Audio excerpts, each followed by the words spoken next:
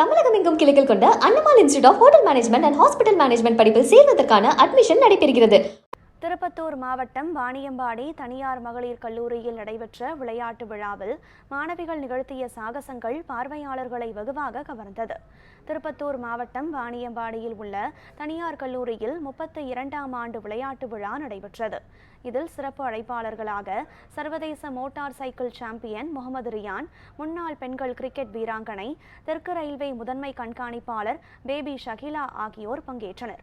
இதில் மாணவிகளின் பரதநாட்டியம், கலை நிகழ்ச்சிகள், அணிவகுப்பு, மோட்டார் சைக்கிள் சாகசம், கராத்தே, சிலம்பம் உள்ளிட்ட பல்வேறு நிகழ்வுகள் பார்வையாளர்களை வெகுவாக கவர்ந்தது.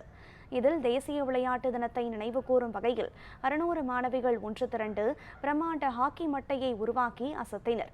இதையடுத்து மாணவிகளுக்கு பதக்கங்கள் மற்றும் கோப்பைகள் வழங்கப்பட்டன.